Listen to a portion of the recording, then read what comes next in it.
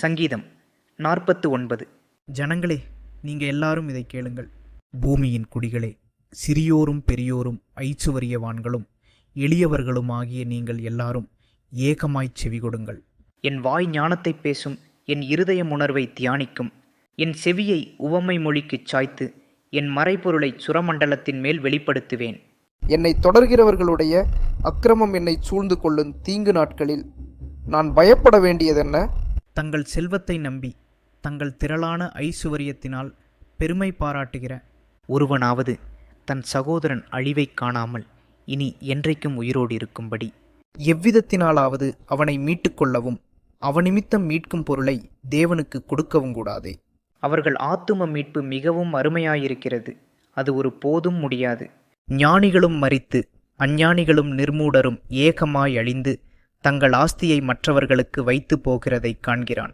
தங்கள் வீடுகள் நித்திய காலமாகவும் தங்கள் வாசஸ்தலங்கள் தலைமுறை தலைமுறையாகவும் இருக்கும் என்பது அவர்கள் உள்ளத்தின் அபிப்பிராயம். அவர்கள் தங்கள் நாமங்களை தங்கள் நிலங்களுக்கு தரிக்கிறார்கள். ஆகிலும் கனம் பொருந்தியவனாயிருக்கிற மனுஷன் நிலைத்திருக்கிறதில்லை. அழிந்து போகும் மிருகங்களுக்கு ஒப்பாயிருக்கிறான். இதுதான் அவர்கள் வழி, இதுதான் அவர்கள் பைத்தியம். ஆகிலும் அவர்கள் சந்ததியார் அவர்கள் சொல்லை மெச்சிக்கொள்ளுகிறார்கள்.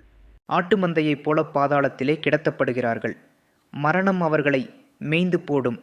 செம்மையானவர்கள் அதிகாலையில் அவர்களை ஆண்டு கொள்வார்கள். அவர்கள் தங்கள் வாசஸ்தலத்தில் நிலைத்திருக்கக்கூடாதபடி அவர்களுடைய ரூபத்தை பாதாளம் அளிக்கும். ஆனாலும் தேவன் என் ஆத்துமாவை பாதாளத்தின் வல்லமைக்கு தப்புவித்து மீட்பார். அவர் என்னை ஏற்றுக்கொள்வார். ஒருவன் ஐசுவரியவானாகி அவன் வீட்டின் மகிமை பெருகும்போது நீ பயப்படாதே. அவன் மரிக்கும்போது ஒன்றும் கொண்டு போவதில்லை. அவன் மகிமை அவனை பின்பற்றிச் செல்வதுமில்லை.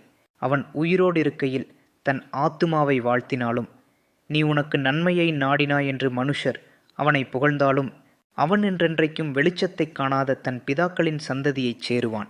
கனம் பொருந்தினவனாயிருந்தும் அறிவில்லாத மனுஷன் அழிந்து போகும் மிருகங்களுக்கு ஒப்பாயிருக்கிறான்.